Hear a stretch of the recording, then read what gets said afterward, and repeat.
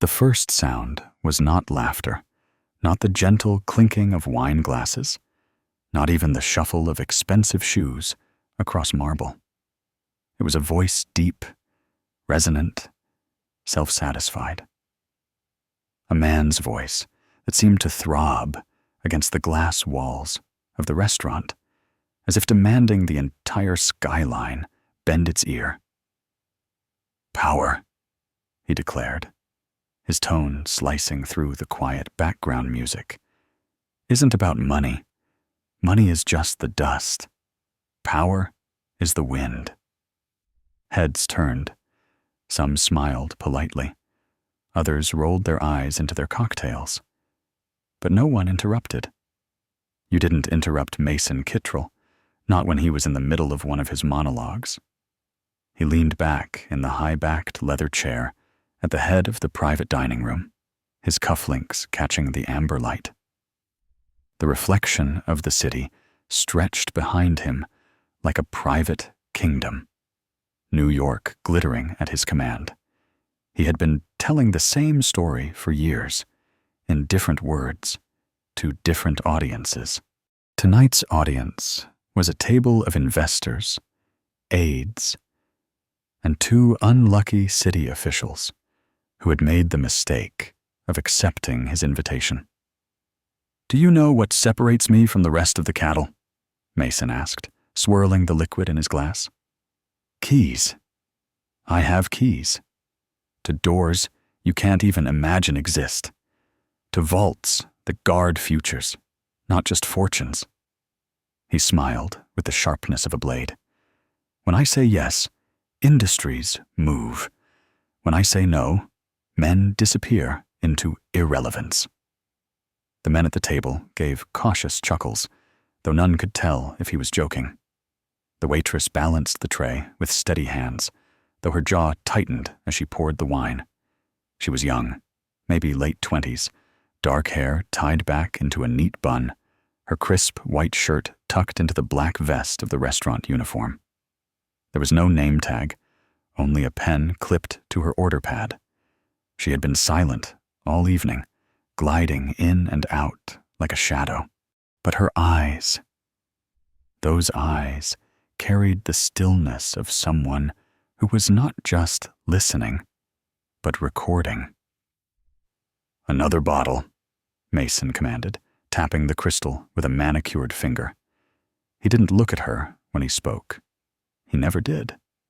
To him, waitstaff were part of the furniture silent, faceless, irrelevant. "Yes, sir," she answered softly. Her voice carried no tremor, but she caught the flicker of disdain on his lips. It was the same flicker he gave everyone he considered beneath him. And yet, there was something strange in her calm, a trace of patience, so deliberate it almost felt like defiance. Mason resumed, his words now dripping with bravado. "This city hell, this country runs on men like me. Do you think politicians hold the keys? Please, they come to me. They beg." He clinked his glass again. "And I decide if their futures live or die." The officials laughed uneasily. The investors leaned forward, both horrified and enthralled. The waitress disappeared into the kitchen, but not before her gaze lingered on him. It was brief, a half-second too long. Enough to suggest she was not just a vessel delivering drinks. Enough to suggest she knew something. The night unfolded like ritual theater. Mason bragged, the others nodded. The food was plated like jewelry, and the wine flowed like fuel to his ego. Yet each time the waitress returned, she noticed something small. A folded napkin left untouched near his elbow. A silver keychain he toyed with while speaking. A phone that vibrated once, twice, then silenced without him checking it. Each detail was filed away in her mind with surgical precision. At one point, Mason dropped his voice low, speaking only to the officials. You remember the zoning permits for the Hudson expansion? He said, his tone almost conspiratorial. Those were locked, sealed. Everyone thought it was impossible. He smirked. Yet here I am, building the crown jewel on top of the city. Because I had the keys. Always the keys. The word hung in the air like a threat. The waitress set down a dish in front of one of the investors, and for the first time, Mason noticed her. Not because of her presence, but because she hesitated, just slightly, before stepping back. Something funny, sweetheart? Mason asked, his smirk widening. Her face was composed, polite. Not at all, sir. But when she turned away, there was the faintest trace of irony in her eyes, a silent knowledge that undercut his empire of words. By midnight, the dining room emptied. Mason remained, basking in the afterglow of his own performance, his glass half full. The waitress cleared plates quietly. You know, he said suddenly, addressing her as though she were a confidant, you're lucky. You get to be in this room. Most people will never hear men like me talk, never see how power is shaped. He leaned back. Take notes, if you're smart. It might be the closest you ever get to it. She placed the final plate on the tray and straightened. For a heartbeat, she looked directly at him.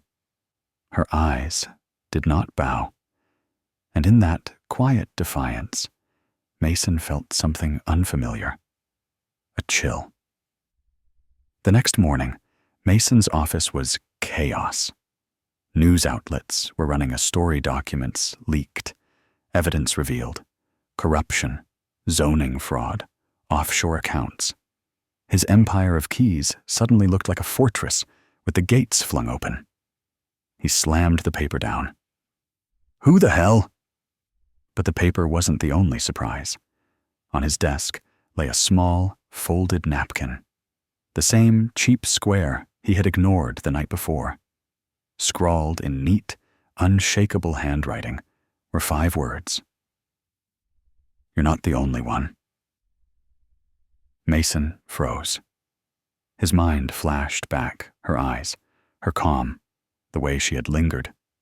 The waitress. But she wasn't just a waitress. And for the first time in years, Mason Kittrell felt the rattle of locks turning from the outside. The air in Mason Kittrell's office was heavy, like oxygen itself had turned thick. The paper lay sprawled across his glass desk, its headlines screaming betrayal. Every line of print felt like a knife tip pressing into his carefully cultivated armor. Hudson. Permit scandal. Millionaire Mason.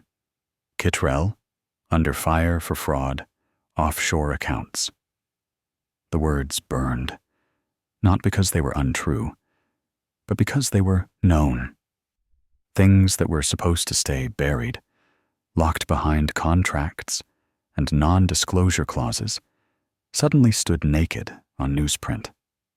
And then there was the napkin. The napkin he remembered only vaguely, that cheap, folded square that had sat ignored beside his elbow while he lectured about power. Now it mocked him. You're not the only one. He stared at the message until the letters blurred. His temples throbbed with fury. Someone had gotten inside his circle, someone with precision and patience, someone who'd been close enough to leave this here without raising suspicion. The waitress. He slammed his fist down on the desk, rattling the crystal pen holder. Evelyn, his assistant, jolted from the outer office. Mason? She asked, stepping inside cautiously. He shoved the paper toward her. Find out who leaked this. She skimmed the article, her face tightening. The Tribune doesn't print without multiple sources. Someone had documentation. That's impossible. My files are sealed, locked, triple encrypted. He jabbed at the napkin with a trembling finger. And then this shows up. In my office. How the hell did she get in? Who? Evelyn asked, frowning. He almost said it. The waitress. But the word stuck in his throat, absurd even in his own ears. How could some lowly server, anonymous, replaceable have penetrated his fortress? Yet he could still see her eyes. Calm. Certain. Watching him as if she were waiting for the moment the floor would collapse. That evening, Mason returned to the restaurant. Not because he wanted dinner. Not because he could stomach food with his empire quaking. But because he needed to see her again. To confirm he hadn't imagined it. The dining room was quieter than the night before. No investors, no officials. Just couples and businessmen melting into the soft jazz. Mason slipped into the same private corner, his tailored coat shedding raindrops onto the leather seat. Minutes later, she appeared. Same uniform, same steady stride. She carried a tray with 2 glasses of water, her expression composed. "Good evening," she said. Her voice was smooth, unremarkable, yet Mason felt the weight beneath it. "Do you remember me?" he asked, his tone edged with challenge. She poured the water, her hand steady. "Of course. You spoke about power." The word lingered between them, suddenly stripped of its swagger. Mason leaned forward. "You left something in my office." Her brow arched faintly. "Your office? Don't play games." His voice dropped low. "The napkin. You wrote it." For the first time, her lips curved, just slightly, into a smile. Not playful, not nervous, but knowing. "If you say so," she murmured, stepping back. Rage flickered inside him, but so did fear. That smile was not denial. It was confirmation without words. "Who are you?" he demanded. The waitress glanced toward the kitchen. "Would you like to order, sir?" And then she was gone, leaving him with nothing but his own reflection in the water glass. The following days unraveled like a thread pulled from an expensive suit. Subpoenas arrived. Investigators demanded records. His board called emergency meetings, their once loyal eyes now filled with suspicion. Mason barked at lawyers, bribed auditors, threatened journalists. Yet every time he thought he'd contained the blaze, another leak surfaced. Emails, wire transfers, meeting notes. Each piece so specific, so damning, it could only come from someone who had keys. Someone inside. And each revelation carried a subtle echo of that napkin. "You're not the only one." Mason barely slept. He haunted the restaurant like a ghost, watching the waitress. She never flinched, never slipped. She moved like someone who had nothing to fear. One night, as she set a plate before him, he grabbed her wrist. "Tell me your name," he hissed. The tray rattled, but she didn't flinch. Her gaze locked onto his, calm as ever. "Names are just doors," she said softly, "and you don't have the key to mine." He released her, as though burned. That night, he dreamed of locks. Locks on doors, on safes, on vaults. Locks that clicked open, not to his hand, but to hers. By the end of the week, the story had detonated across every major outlet. Kingmaker Kittrell, once celebrated as untouchable, was suddenly framed as the face of systemic corruption. Protesters gathered outside his buildings, with signs demanding justice. Mason's empire, built on intimidation and secrecy was crumbling. And then came the letter. Delivered not by courier, but slipped under his penthouse door. Plain white envelope, no return address. Inside, tomorrow night, midnight, the roof of your tower, if you want the truth. He read it 3 times, the words burrowing into his chest. It was her. It had to be. For the first time in his career, Mason wasn't summoning someone to him. He was being summoned. The roof of Kittrell Tower was a cathedral of glass and steel, the city stretching infinite beneath. The wind whipped sharp against his face as Mason stepped out, his coat clinging to his frame. She was already there. The waitress. Her hair loose now, swept by the wind, her uniform jacket buttoned tight. No tray, no pen, just her, standing against the skyline like she belonged there. "You came," she said. "You set me up," Mason spat. "Leaked my files, fed the press." She tilted her head. "I didn't set you up. I unlocked what you locked away." His fists clenched. "Who the hell are you?" Finally, she stepped closer. The city lights carved her face into sharp lines, calm and resolute. "My name doesn't matter. What matters is this." She pulled something from her coat pocket, a slim silver key gleaming in the floodlight. "You told the world you held the keys, but you've been rattling empty rings. This is the one you lost." Mason's breath caught. He recognized it instantly. It was identical to the master key to his encrypted archive, the one that guarded the dirtiest contracts of his career. He had kept it hidden in a locked drawer, untouched for years. Impossible. "How?" His voice cracked. She tucked the key away again. "You forget that people like me exist, the ones invisible in your rooms, listening, watching.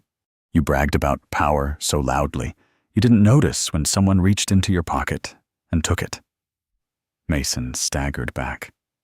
His world, once invulnerable, suddenly felt like glass beneath a hammer. "You can't win," he growled.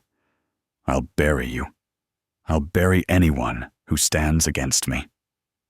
Her eyes were steady. "You already buried yourself. I'm just the one holding the shovel." Lightning split the sky, the storm rolling in from the river. For the first time in decades, Mason felt the chill of standing on the wrong side of a locked door. The boardroom of Kittrell Tower was not built for humility. 30 feet of glass framed Manhattan like a trophy case. The table was a monolith of walnut, polished until the reflection of each director's face seemed like a ghost staring back at them. Mason Kittrell had chosen every detail: the chairs from Florence, the chandelier from Prague, the rug woven in Marrakesh, not for comfort, but for intimidation. He had once said, "A man who walks into this room should already know he's out of his league." But on this morning, the room belonged to someone else. Clause 7.4 had detonated like a quiet bomb. The packet lay in front of each director, stapled, notarized, and painfully legal. The language was unromantic. In the event of indictment involving public integrity, beneficial voting rights will transfer. But its impact was biblical. The hands that had always trembled to sign his orders now trembled to distance themselves from him. Mason sat at the head of the table, jaw locked, eyes rimmed red. He looked less like a kingmaker and more like a man whose throne was nailed to the ground while the floor was being pulled away. Across from him, in a gray suit and flat shoes, Ruth from the Keys Trust spoke with the patience of a school teacher explaining math to children. Until such time as the indictment is resolved, the trust will exercise voting rights on all Kittrell Tower matters, she said, calm and clear. The law requires it. This is not discretionary. One of the directors, old money, skin pale as parchment, shifted in his chair. Mason, it's temporary, surely. Mason's glare could have cracked marble. Temporary? You think some paper filed by a nobody changes me? They need me. Without me, this tower, this company, this city, they collapse. No, Ruth corrected softly. They adjust. The city always adjusts. The directors avoided his eyes. Loyalty, Mason realized, was as fragile as glass. Once a crack formed, it spread silently until the pane shattered. And then the door opened. She entered with no announcement, no entourage. A waitress's stride, calm and efficient. But the uniform was gone. Lena Hart wore black slacks, a white blouse, and a coat the color of midnight rain. Around her neck hung no name tag, no pen, no tray, only a lanyard, holding credentials, embossed with the seal of the Attorney General's office. The room shifted. A ripple of whispers. Mason's blood went ice. You, he breathed. Lena's eyes found his and held them. Me. She placed a thin folder on the table. Pursuant to the investigation of the Hudson expansion and related zoning fraud, a grand jury has returned an indictment. Mason Kittrell is charged with conspiracy, bribery of public officials, and wire fraud. The words were not shouted. They didn't need to be. They landed with the thud of a gavel in the heart. Mini reveal number 4. The indictment had already been filed before Mason even sat down. The board meeting wasn't to debate his power. It was to watch it evaporate. Lies, Mason roared, pushing to his feet.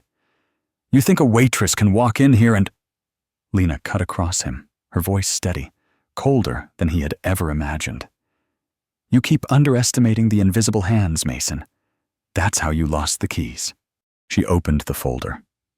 Pages of evidence wire transfers, emails, signatures slid across the walnut like blades. Each one mirrored with timestamps, forensic analysis, testimony. Each one a door she had already unlocked. This isn't about me, she continued. It's about the people who lived under scaffolds you never noticed. The families who watched their blocks rezoned into playgrounds for the rich. The officials you bought and bragged about. You called them cattle. You called us furniture. But we listened. We wrote. We kept the receipts. The directors leaned in, as if afraid to miss a syllable. Some looked sick, others relieved. A few already calculating how fast they could jump to safer waters. Mason slammed his hand against the table. You self-righteous little fraud. Do you know how many people starve when I fall? Do you think justice fills stomachs? Justice clears space, Lena replied, for better men and women to build something worth feeding on. Outside, thunder rolled across the skyline, as though the city itself exhaled. By noon, the news had spread. Mason Kittrell indicted, crawled across ticker screens, anchors stumbling to keep pace with the avalanche of detail. Protesters outside cheered. Traders on Wall Street muttered. For the first time in years, Mason's name meant weakness, not inevitability. He retreated to his penthouse, glass walls now feeling like prison bars. Evelyn was gone. The board had left without shaking his hand. His phone buzzed with numbers he didn't recognize. Reporters, investigators, vultures. And then another buzz. A text from an unknown number. It's not over. Rooftop. Midnight. His pulse hammered. She was calling him again. Not the law, not the press her. The rooftop had become their strange battleground, high above the city where words carried sharper than weapons. Mason arrived late, storm dripping off his coat. He found her already there, umbrella tilted against the rain, a slim folder under her arm. "You're enjoying this," he accused, his voice ragged. "No," Lena said quietly. "I don't enjoy breaking a man. I enjoy watching systems bend toward the light, however slowly." She handed him the folder. Inside were copies of letters, signed confessions, from officials who had once eaten at his table, sworn affidavits from consultants who had laundered his money. Each page was a lock turned open. "Why me?" Mason demanded, eyes wild. "Why target me? There are 100 men like me in this city, worse than me." "Because you bragged," Lena said. Her gaze pierced him. "Because you shouted about keys while the world was listening. You drew attention to the very thing you should have hidden. And because I was in the room." Mini reveal number 5. Mason had created his own undoing, not through secrecy, but through arrogance. His need to perform had planted the seed that Lena nurtured into evidence. He laughed, bitter and broken. "So what? You're the hero now? The undercover savior?" She shook her head. "No. I'm just proof that sometimes the smallest hands can hold the largest doors. You made me invisible, Mason. That's why you never saw me turning the locks." The rain eased, the storm retreating toward the river. For a long moment, they stood facing one another, man stripped of illusion, woman carrying the quiet weight of justice. "You think they'll thank you?" Mason asked, voice low, almost pleading. "You think the system changes because you knocked me down? Another man will take my place. Another tower will rise." "Maybe," Lena admitted. "But for once, the people who serve the wine, who carry the plates, who live in the shadows of your towers, they'll see a door open. And that's enough." She turned, leaving him with the skyline. He reached for words, for arguments, but found only silence. By dawn, Mason Kittrell was in custody. Cameras flashed as agents led him down marble steps he had once ascended like a king. He tried to hold his chin high, but the shackles glinted in the morning light. In a cafe blocks away, Lena sat with Ruth and Miguel. No uniforms, no lanyards. Just 3 people drinking burnt coffee while the city roared around them. "Do you think it'll stick?" Miguel asked. Ruth sipped slowly. "It'll stick enough." Lena watched the headlines scroll on the cafe's mounted TV. Not satisfaction, not gloating, just a stillness. She touched the subway token in her pocket, thumb running over the worn brass. Old access, new access. Faith restored, one lock at a time. The courthouse did not look like justice. It smelled like floor wax and damp coats, and the fluorescent lights gave everyone the same tired complexion. But the air carried a pressure that wasn't there the week before, the feeling of something finally moving. Mason Kittrell entered, flanked by attorneys, in dark suits that tried to absorb blame like black holes. Shackles kissed the tile once, a clean metallic syllable, before a deputy removed them at counsel table. Cameras had been barred, but microphones waited outside like birds trained to mimic human misery. On the second row, Evelyn sat with her hands folded in her lap, her hair pulled back the way she wore it when precision mattered. She didn't look at Mason. She looked at the judge. In the last 7 days, she had relearned where to put her eyes. 3 rows behind, Lena Hart sat between Ruth and Miguel, a legal pad balanced on her knee, the subway token pressed into the circle of her palm. The token's worn brass held a warmth the room did not. Old access, new access.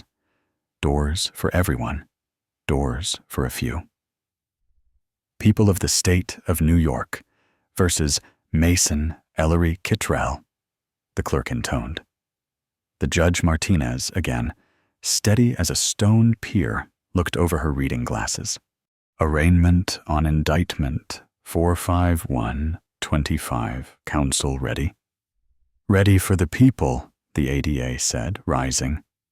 Ready for the defense, Mason's lawyer echoed. Counts were read as if the words themselves were evidence.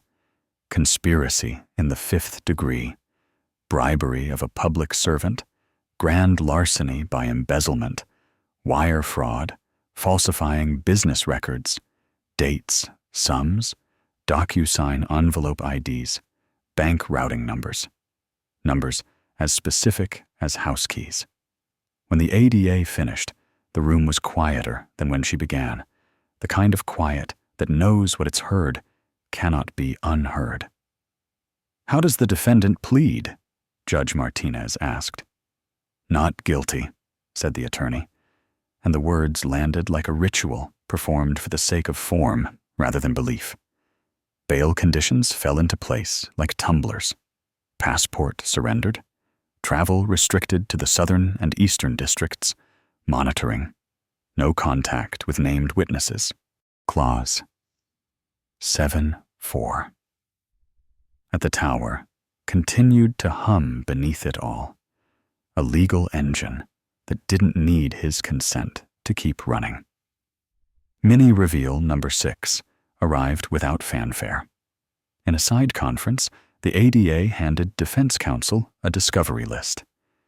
KH3, Wind Drive, contained not only wire ledgers, but audio memos. Mason dictating personal reflections to a secure notes app. In one, time-stamped 3 nights after the midnight approvals, his voice was unmistakable. Keys are performance.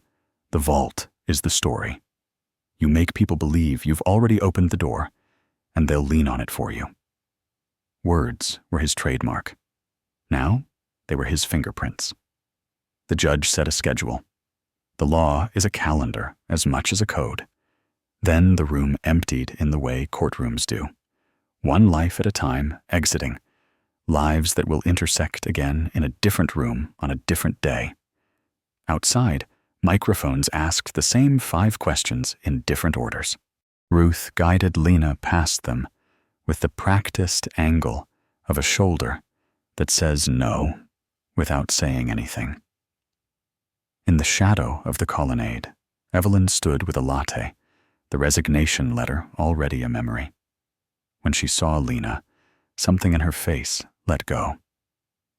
I slept last night, Evelyn said simply. Lena nodded. Me too. The city did not topple. It adjusted. Construction cranes still sheared the sky, but some of them froze in place while auditors opened files and inspectors knocked on trailers with clipboards and polite persistence. The consultants with the thinnest invoices found other zip codes. Phones rang less often in certain offices and more often in others.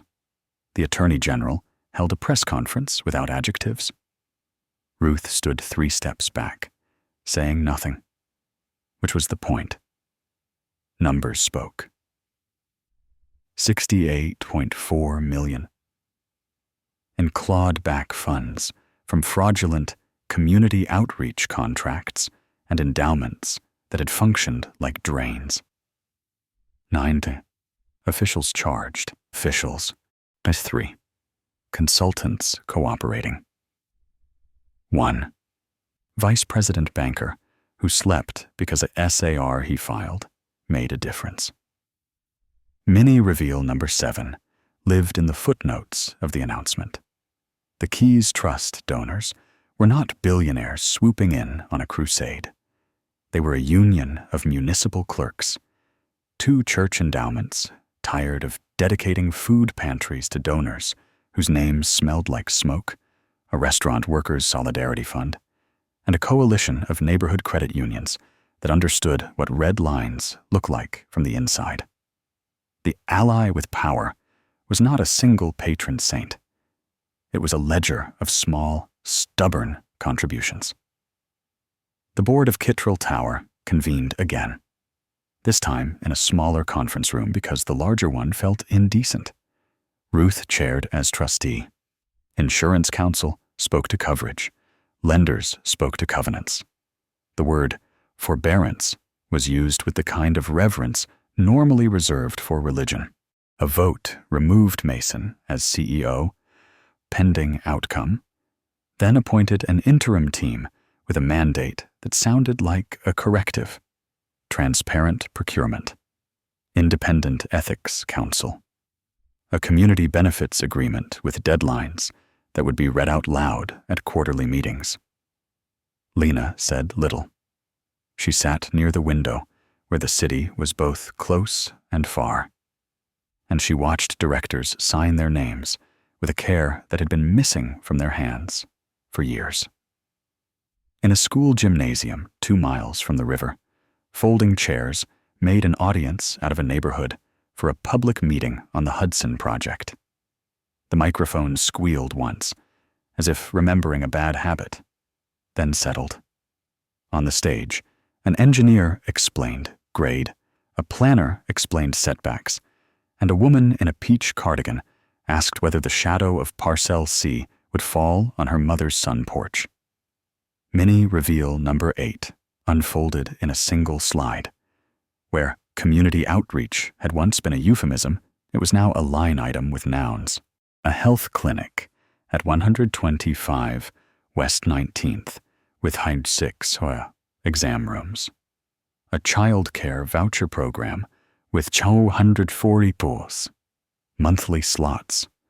A scholarship program with a board that included 2 members who bus tables, and a 10 p.m. signature rule for all public bodies involved. No midnight approvals, no proxies by pajama. When the microphone was offered to the floor, a teenager in a track jacket stood. So, how do we know you won't switch it up later? An older man in the second row half chuckled, half sighed, but the planner didn't flinch. We put the promises in the contract, and the contract in the courthouse, and the courthouse in the calendar, she said. And if anyone tries to move the door, you'll hear the hinge. Lena sat in the back, a baseball cap low. She wasn't there to speak. She was there to listen to a room sound different than it had sounded the year before. Trial did what trials do. It took months that felt like years. Defense counsel tried to reduce a system to an accident, an oversight, a misunderstanding, written in accounting font. The prosecution warned the jury away from cynicism, that quiet collusion that lets a city decay with a shrug. Evidence unspooled without theatrics.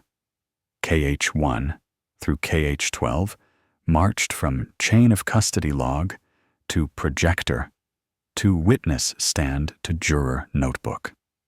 A document examiner demonstrated the flourish on a holiday card, and on a midnight DocuSign stroke order, identical. Pressure peaks the same. Evelyn read from her daily log, voice steady, each word sanded down by practice. The banker explained a SAR like a civic nursery rhyme. The clerk from the sleep clinic testified with humility that Felix Hale was in room 12 at 0003, and the number carried the slam of a gavel. Commissioner Hale pled out the second week, eyes wet, voice flat. "I'm sorry," he told the room he didn't deserve. "I liked feeling like someone had given me a key." The defense put Mason on the stand. He wore his second-best suit and his best story jobs: progress, inevitability. He tried to make the jury feel the wind of his old monologues. It didn't work. The jurors had heard the wind before. They had also heard locks turn. The verdict came on a Thursday, late enough in the day that the courthouse had to hold its breath. Guilty on conspiracy. Guilty on bribery. Guilty on wire fraud. Not guilty on one count of grand larceny. The jurors had disagreed on the valuation. The foreperson's voice did not wobble. It did not gloat. It sounded like a door closing on a room that had needed closing for a long time. Sentencing was scheduled for October. The judge remanded him into custody after an attempt at a bond package that read like a sales brochure. The cuffs spoke the same single metallic syllable on their return. Evelyn cried in a hallway where no cameras were allowed. Not loudly. Relief is quiet when it's real. Lena stood with her until the shaking ended, holding a cheap packet of tissues that does one thing well. "Do you hate him?" Evelyn asked, unexpected, raw. "No," Lena said. "I don't have time." Reward and reform are not parades. They are checklists most days. But some nights, they look like ceremony. That winter, a stage went up in a repurposed machine shop where the Keys Trust and the AG's office handed out a handful of medals that weren't really medals paper plaques, and a dinner where the bread wasn't fancy, but it didn't need to be. They called Lena's name, and she walked up in a dress she borrowed from a cousin because the invitations had said business attire, and cousins know what that means. The plaque read, "To those who turn small hinges so that large doors may open." She shook hands, said thank you, and almost immediately edged off the stage like a cat who had achieved its objective. Mini reveal number 9 arrived during the speeches, not as a twist, but as a completion. The Keys Trust announced the purchase of a shuttered storefront on 10th Avenue with a roll-up gate painted the color of new beginnings. It would be a clinic during the day, but 2 nights a week, it would become the Keys Room. A free legal and civic shop where anyone could bring a letter they didn't understand, a lease that smelled like trouble, a contract that asked for a signature at 11:59 p.m. The first set of volunteers had already signed up: a retired permitting clerk, a grad student who loved spreadsheets, a line cook, a paralegal who used to bus tables at Aurelia. They would staff a desk with tea and patience. They would not be impressed easily. On the way out, Miguel nudged Lena. "They're going to want you to run that room." "Ruth already asked," Lena said, a smile like a secret. "I said yes, but I'm keeping 1 shift a week at Aurelia." "You're serious?" "It teaches me where the elbows go, and it reminds me what people say when they forget the room is listening." Aurelia changed too. Not because anyone bought it and turned it into a parable, but because the staff decided the word service wasn't a synonym for silence. They formed a committee. They wrote a handbook that included wages and a grievance process that fit in a single page. The new GM learned everyone's names by heart. The restaurant still plated jewelry and poured gold, but the floor felt less like a stage and more like a room where people ate. On Lena's first night back after the verdict, The private dining room sat empty. The table set, but unclaimed. She ran a fingertip along the lip of a water glass and listened for the note. The glass sang the same high, clean tone it always had. The difference was in the echo. Sound carries differently in rooms where people are not afraid. Near the end of the shift, a teenager in a track jacket, likely the same kid from the gymnasium, but older by the look of his shoulders, bust plates with focused clatter. He tried to hide that he was watching her. He failed. "You were the one," he said finally. "From the news, from the meeting." "I was one of them," Lena said. "You coming back tomorrow?" He nodded. "I want to learn the wine list." She handed him a folded napkin, a cheap square, nothing like the linen on the tables. On it, in neat, unshakable handwriting, she wrote 4 words. "Ask to see contracts." He laughed, surprised, a sound as clear as the glass. "For real?" "For real?" she said. "And if somebody makes you sign at midnight, call the keys room." He tucked the napkin into his pocket with the reverence of someone who understood talismans. "You holding the keys, or whatever?" "Tonight?" She tapped the subway token in her apron. "I'm holding a token.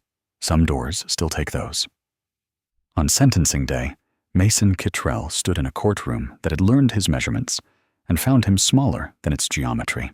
The judge spoke about deterrence and harm and the difference between leadership and appetite. 15 years. Forfeiture. Restitution. A recommendation for placement near a facility with programming for white-collar offenders, which is its own kind of American sentence. The victim's statements were not a chorus of pain. They were a ledger. A mother whose commute had doubled when a bus line was temporarily rerouted to accommodate a staging area. A daycare provider who closed for 3 months under scaffolds that never produced a building. A clerk whose supervisor laughed at his question about a midnight signature and called him clock watcher as an insult. Mason did not speak. Perhaps he had run out of wind. Perhaps he had simply learned that keys sometimes lock from the other side. He glanced once over his shoulder. Not at Lena. At Evelyn. She met his eyes with something like pity, which is a cousin of forgiveness you don't have to invite inside. Then the deputy touched his elbow, and he left the room like anyone else. Spring took its time. Then one afternoon, the sky shook off its gray and revealed a blue almost silly in its enthusiasm. The keys room's roll-up gate lifted on new hinges that made a crisp sound the first 3 times, and then settled into usefulness. On the walls hung 2 frames. One held the clause that had started it all, printed exactly as a lawyer would want, with 7.4 in bold and the signature lines below it. The other held a napkin. The cheap square had been flattened and mounted, its fibers still stubborn. Beneath it, a small brass plaque. You're not the only one. People came in with envelopes and left with plans. Some nights, there were cookies. Every night, there was tea. Most nights, Lena was there, translating the language of power into sentences anyone could trust. Mini reveal number 10 didn't feel like a reveal at all. It felt like a thing that had been true under the floor and finally got to breathe. The city had more doors than anyone had counted.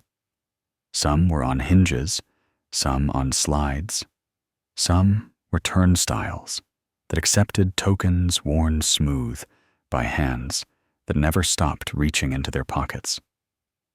On her way home, Lena sometimes detoured past Kittrell Tower. The glass still reflected the skyline without apology, But up near the top, a light that used to burn all night now went dark at a reasonable hour because budgets had been re-examined and someone sane had asked, "Do we need to pretend the sun never sets?" At Aurelia, a new couple in a corner booth clinked glasses under that chandelier from Prague. He spilled a little. She laughed and dabbed his tie with a napkin. The city kept doing its complicated choreography mistakes, apologies, receipts. On the subway platform, a busker played a song that knew 3 chords and 10,000 arraignments. Lena stood with the rest, anonymous and unsurprised, the token warm in her hand, even though the turnstiles took cards now. She slid it back into her pocket, like a promise. Faith doesn't return all at once.